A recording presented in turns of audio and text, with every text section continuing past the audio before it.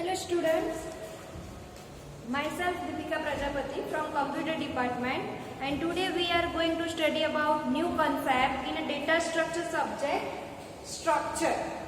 So in a previous video lecture we already discussed about what is a pointer. આપણે આના પહેલાના video લેક્ચરની અંદર pointer શું છે એના વિશે ડિસ્કસ કર્યું, and now in this lecture we are to discuss structure. So what is structure? In a previous semester you all are studied this topic structure in C language. So structure is nothing but the collection of data which contain a different data types. Structure is collection of data which contain different data types.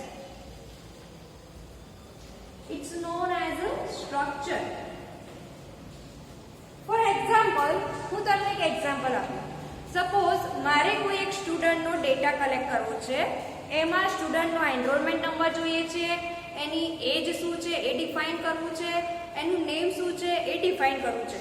તો આપણે જે સ્ટુડન્ટનો data જોઈએ છે એજ, enrolment number અને name, તો આ ત્રણે ત્રણ વસ્તુ જે છે એને આપણે સી લેંગ્વેજની અંદર જો ડિફાઇન કરવા જઈએ તો ત્રણે ત્રણની ડિફરન્ટ ડેટા ટાઈપ્સ આવે. સેમ ડેટા ટાઈપ યુઝ ના કરવી જોઈએ. વાય? બીકોઝ નેમ શું છે? Collection of alphabet. આલ્ફાબેટથી આપણું એક નેમ બને છે. તો જે આલ્ફાબેટ્સથી આપણે નેમ બનાવીએ છીએ એના માટે આપણે ડેટા ટાઈપ શું યુઝ કરીશું? કેરેક્ટર. ધેન સેકન્ડ, સ્ટુડન્ટ્સનો એનરોલમેન્ટ નંબર આપણે મેન્શન કરવો છે. તો સ્ટુડન્ટનો એનરોલમેન્ટ નંબર શેમાં હશે? નંબર્સની અંદર. ઇટ મીન્સ ડિજિટમાં ન્યુમેરિક વેલ્યુ આવે છે. તો એના માટે આપણે કઈ ડેટા ટાઈપ યુઝ કરીશું? ઇન્ટીજર. ધેન નેક્સ્ટ, સ્ટુડન્ટની એજ ડિફાઇન કરવી છે. તો એજ પણ ઓલવેઝ શેમાં હોય છે? ન્યુમેરિક ડિજિટમાં. તો એજને પણ આપણે ન્યુમેરિક ડિજિટમાં ફાઇન્ડ કરવા માટે કઈ ડેટા ટાઈપ યુઝ કરીશું? ઇન્ટીજર. તો સ્ટ્રક્ચરની અંદર કોઈ સ્ટુડન્ટ હોય, અધરવાઇઝ કોઈ પણ data as a different data type સાથે આપણે ફાઇન્ડ આઉટ કરવું હોય ત્યારે આપણે શું યુઝ કરીએ છીએ? સ્ટ્રક્ચર. એરેમાં શું હતું કે એરેમાં collection of data with same data type. બધા ડેટાને આપણે જે કલેક્ટ કરતા હતા એ દરેક ડેટાની ડેટા ટાઈપ સેમ રહેતી હતી. But into structure the collection of data which contain a different data type. સ્ટ્રક્ચરમાં પણ ડેટાને કલેક્ટ તો કરવાના જ છે, પણ એની ડેટા ટાઈપ શું હશે? ડિફરન્ટ હશે, સેમ નહીં હોય.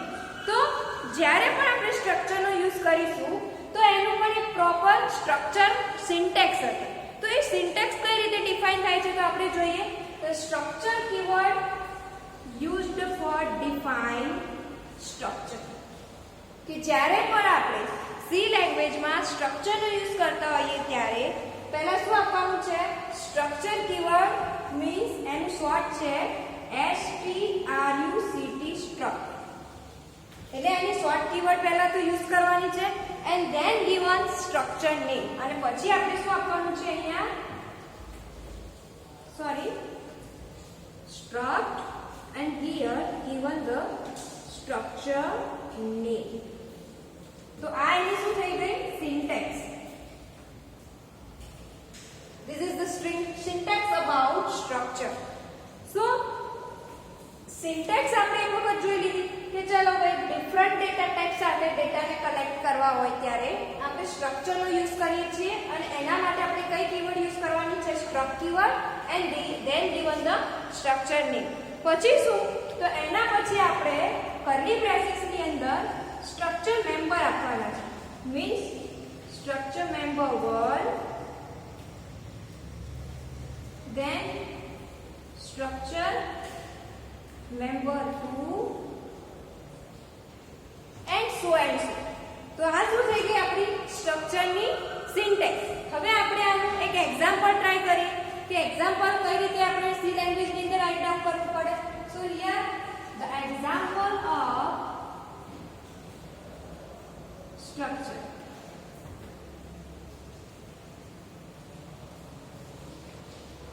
So suppose we can take any structure name using the variable name. So here I have to take struct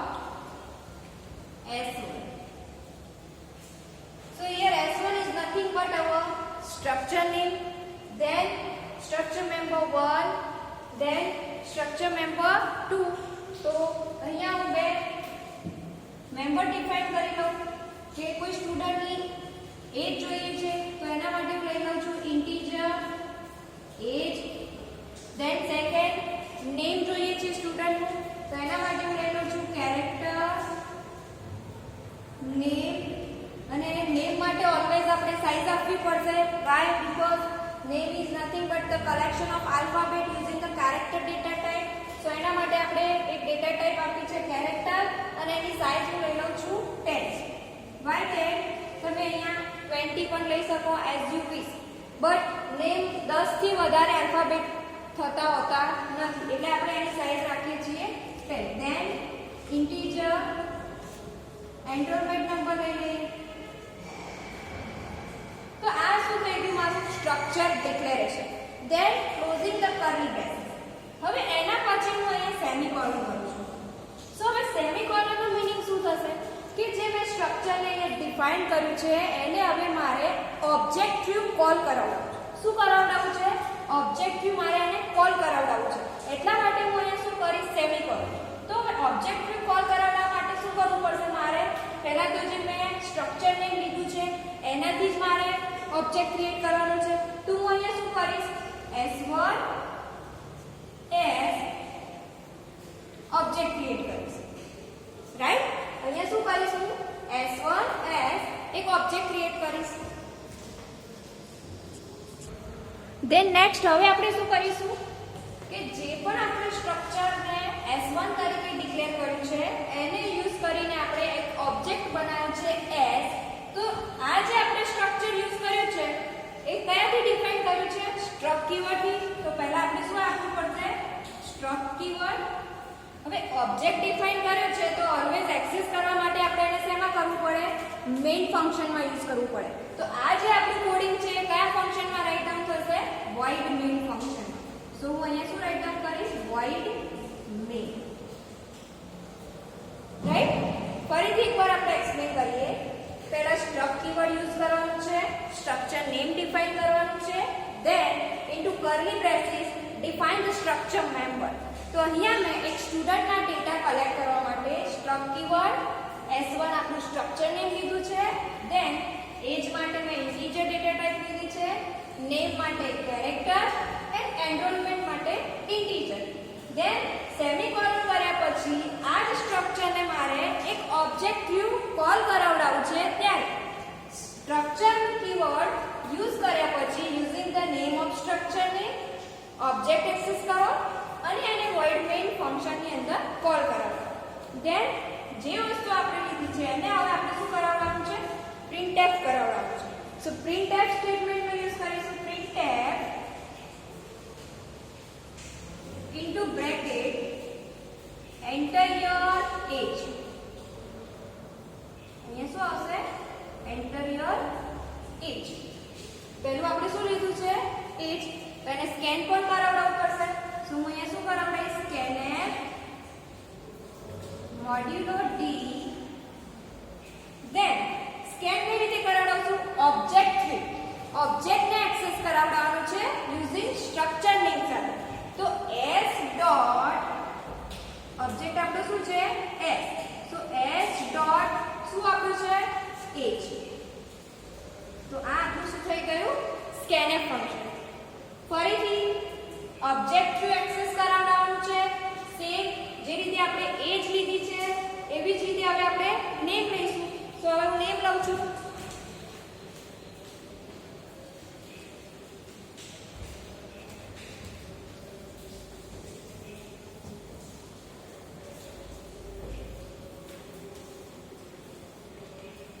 ચલો હવે અહીંયાથી કન્ટિન્યુ કરીએ.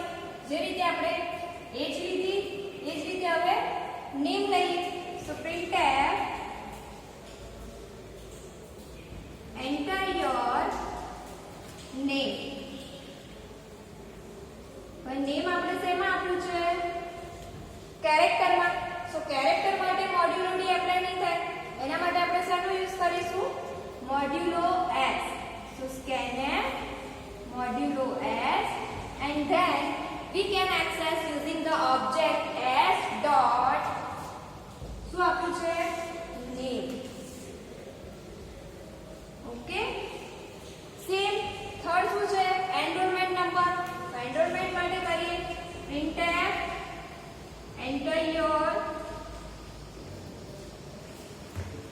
એનરોલમેન્ટ નંબર એને પણ આપણે સ્કેન કરાવડાવી દઈએ. સ્કેનર મોડ્યુલો ડી એસ ડોટ શું છે એનરોલમેન્ટ નંબર. હવે એક વસ્તુ ખાસ યાદ રાખજો કે જે આપણે અહીંયા ડિક્લેર કરીએ છીએ સેમ એ જ પ્રમાણે અહીંયા આપણે જ્યારે સ્કેન કરાવડાવીએ ત્યારે આવવું જોઈએ. અહીંયાથી અમે નાનું કેપિટલ કરી કેપિટલ સ્મોલ લેટરમાં કરી દેશો તો એ વેલિડ નહીં થાય, એરર આવશે. એટલે જેને તમે અહીંયા ઇનિશિયલાઇઝ કરાવડાવો છો ઇટ્સ ડિક્લેરેશનમાં એ જ વસ્તુ અહીંયા સ્કેન કરાવતી વખતે સેમ કન્ડિશનની અંદર આવવું જોઈએ. સો અહીંયા જો મેં નેમમાં એન કેપિટલ રાખ્યું છે તો અહીંયા પણ નેમમાં એન કેપિટલ જ આવવું જોઈએ. એજમાં જે રીતે આપ્યું છે એ જ પ્રમાણે એજમાં આવવું જોઈએ. એનરોલમેન્ટ નંબરમાં જે રીતે છે એ જ પ્રમાણે એનરોલમેન્ટ નંબર આવવું જોઈએ. તો આ આપણું શું થઈ ગયું સ્ટ્રક્ચરનું આખું ડિક્લેરેશન. ફરીથી સ્ટ્રક્ટ કીવર્ડ યુઝ કર્યો, સ્ટ્રક્ચર નેમ, મેમ્બરને ઇનિશિયલાઇઝ કરાવડાયા. This is the nothing but our structure member. તો સ્ટ્રક્ચર મેમ્બરમાં આપણે અત્યારે એક જ મેમ્બરને લીધું છે જેમાં એની એજ, નેમ અને એનરોલમેન્ટ નંબર કરાવડાવવાનું છે, જેને મેઇન ફંક્શનમાં ઓબ્જેક્ટ હું શું કરાવડાવું છું કોલ કરાવડાવું છું. હવે ત્રણને મારે એક જ સાથે ઓબ્ટેન કરવા છે, મીન્સ ઇનિશિયલાઇઝ કરાવડાવવા છે. તો ફરીથી હું શું કરીશ પ્રિન્ટફ સ્ટેટમેન્ટનો યુઝ કરીશ. સો એના માટે આપણે ફરીથી પ્રિન્ટફ સ્ટેટમેન્ટનો યુઝ કરીશું. Printf into bracket your details as follow. જે પણ ડિટેલ સ્ટુડન્ટની અહીંયા આવશે એને આપણે એટ અ રન ટાઈમે સેમ કન્ડિશનમાં જોઈતી હોય ત્યારે enter your details as follow અને ત્રણને હું એક જ સાથે પ્રિન્ટ કરાવડાવી દઈશ. S dot name, S dot age, S dot age and S dot enrolment number.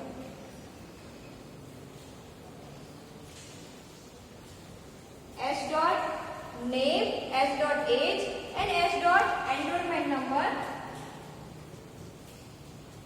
and then we get the finally output using the structure coding. તો ફરીથી સ્ટ્રક્ચરનો આ ફક્ત ને ફક્ત ડેમો છે જે તમે ઓલરેડી સ્ટડી કરી ગયા છો. આનો concept in a previous semester in C language. તો સ્ટ્રક્ચરનું મીનિંગ શું છે? Structure is a collection of different data with a different data types. ઘણા બધા ડેટાને અલગ અલગ ડેટા ટાઈપ સાથે આપણે કલેક્ટ કરીએ અને સ્ટ્રક્ચર કહેવાય. સ્ટ્રક્ચરની અંદર આપણે સિન્ટેક્સ જોઈ કે સિન્ટેક્સમાં first of all using the struct keyword, then given the structure name, into curly braces you mention the structure member, so and so, and then પછી આપણે એનું એક્ઝામ્પલ ટ્રાય કર્યું. આ ફક્ત ને ફક્ત મેં તમને ડેમો આપ્યું છે કે સ્ટ્રક્ચર કઈ રીતે ઇનિશિયલાઇઝ થાય. Struct keyword, given the structure name, અહીંયા એક મેં સ્ટુડન્ટનો ડેટા લીધો છે એને પછી હું શું કરાવડાવું છું ઓબ્જેક્ટ વ્યૂ અહીંયા કોલ કરાવડાવું છું. લાસ્ટમાં ઇનિશિયલાઇઝ થઈને આપણને ત્રણનું સેમ કન્ડિશનની અંદર આઉટપુટ મળે છે. સો આ આપણે યુઝ કર્યું સ્ટ્રક્ચર. આના પહેલાના વિડિયો લેક્ચરમાં આપણે પોઇન્ટરનો યુઝ કર્યો. સો પોઇન્ટર શું હતું કે પોઇન્ટર એ શું કરતું હતું કે pointer is a contain of another variable address. એટલે કે કોઈ બીજા વેરિયેબલનું જ એડ્રેસ કન્ડક્ટ કરવું. So pointer is contain address of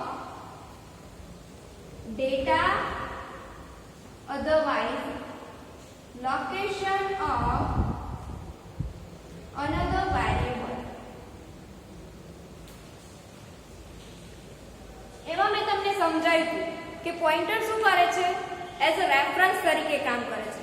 means કે કોઈ પણ પર્સનનો ડેટા પોઇન્ટર શું કરે છે કોઈ બીજા પર્સનને પ્રોવાઈડ કરે છે. મીન્સ કે રેફરન્સ તરીકે કામ કરે છે.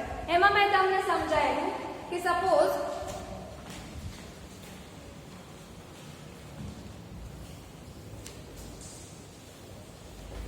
here 3 person are there, 1 number, 2 number and 3 number. એમાં મેં તમને કહ્યું કે પહેલા નંબરનો જે પર્સન છે એને સેકન્ડ નંબરના પર્સનના ઘરનું એડ્રેસ ખબર છે. 3 નંબરનો છે એને ફર્સ્ટ નંબરના ઘરનું એડ્રેસ ખબર છે પણ સેકન્ડ નંબરના પર્સનનું એડ્રેસ ખબર નથી. તો 3 નંબરના પર્સનને સેકન્ડ નંબરના એડ્રેસ જવું હોય તો એ શું કરે છે? 1 નંબરનો કોન્ટેક્ટ કરે છે અને આના રેફરન્સથી એ સેકન્ડ નંબરના પર્સનના એડ્રેસ સુધી પહોંચે છે. તો જે 1 નંબર જે વર્ક કરે છે એઝ અ રેફરન્સ તરીકે એને આપણે શું કીધું હતું? પોઇન્ટર કીધું. એના માટે મેં એક સિમ્પલ એક્ઝામ્પલ આપ્યું હતું. Suppose integer x = 5 and end of x integer x = 5. તો મેં તમને બતાવ્યું કે 5 જે છે મેમરીમાં કઈ રીતે લોકેટ થાય છે. Suppose it is the content of memory x. This is the block of memory, and here 5 is the content of memory. હવે 5 જે મેમરીમાં સ્ટોર થાય છે એ કોઈ એક એડ્રેસ સાથે સ્ટોર થાય છે. નોર્મલી જોવા જઈએ તો અહીંયા આપણને આઈડિયા ના આવે કયા એડ્રેસ પર સ્ટોર થયું છે, પણ જ્યારે આપણે આઉટપુટની અંદર શો થાય ઇનિશિયલાઇઝ કરાવડાવીએ x ને ત્યારે આપણને આઈડિયા આવે કે ચલો ભાઈ x નંબરની જે વેલ્યુ છે 5 એ મેમરીમાં કયા એડ્રેસ પર સ્ટોર થઈ જાય. તો એડ્રેસને આપણે જાણવા માટે શું કરતા હતા? એન્ડ પર્સનનો યુઝ કરતા. એટલા માટે મેં આ રીતે કર્યું કે printf ઇન્ટુ બ્રેકેટ x ને પહેલા આપ્યું હતું મોડ્યુલો d x એટલે આપણને આઉટપુટમાં એની 5 વેલ્યુ મળતી હતી અને then x નો એડ્રેસ શું થવું હોય તો એના માટે શું કરતા હતા? printf modulo d and person of x. તો આ આપણને શું આપતું હતું? Address of x. x નું એડ્રેસ પ્રોવાઈડ કરતા હતા. So here x and person of x is nothing but our variable. એ આપણો વેરિયેબલ નથી પણ એ શું પ્રોવાઈડ કરે છે? તો address of data x. x ની જે વેલ્યુ 5 મેમરીમાં સ્ટોર થઈ છે એની વેલ્યુ શો કરતા હતા.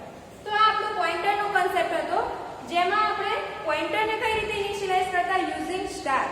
તો એના માટે મેં એક્ઝામ્પલ આપેલું કે જે એન્ડ પર્સન ઓફ x છે એને હું સપોઝ આ રીતે આપું and person of x = j means કે x નું એડ્રેસ જે વેરિયેબલની અંદર સ્ટોર કરાવવું હોય તો એના માટે આપણે આ રીતે લીધું હતું જેમાં x નું એડ્રેસ સપોઝ 2048 હતું તો અહીંયા એનું એડ્રેસ આવી ગયું અને આ પણ કોઈ એક નવા જ એડ્રેસ સાથે સ્ટોર થશે ઇન્ટુ મેમરી. તો અહીંયા મેં 3000 લઈ લીધા જે વેરિયેબલનું એક નવું એડ્રેસ મળ્યું પણ એની અંદર શું છે? x નું એડ્રેસ છે. તો જેને પણ આપણે ડિફાઇન કરવો પડશે, ડિક્લેર કરવો પડશે તો એને આપણે આ રીતે ના આપી શકીએ ઇન્ટીજર j. તો એરર આવે. Why? Because the j is not a integer variable. જે આપણો ઇન્ટીજર વેરિયેબલ નથી. j is not a ordinary variable like a integer variable because j is a pointer variable. Why? કારણ કે j ની પાસે શું છે? x નું એડ્રેસ સ્ટોર થયું છે. એને માટે કોઈ અલગથી આપણે વેલ્યુ ઇનિશિયલાઇઝ નથી કરાવવું. તો એને આપણે જો ડિક્લેર કરવું હોય તો શું આપીએ છીએ અહીંયા? Integer star j. તો આ રીતે જ્યારે આપણે ઇનિશિયલાઇઝ કરાવડાઈએ ત્યારે પોઇન્ટર એક્સેસ થાય છે.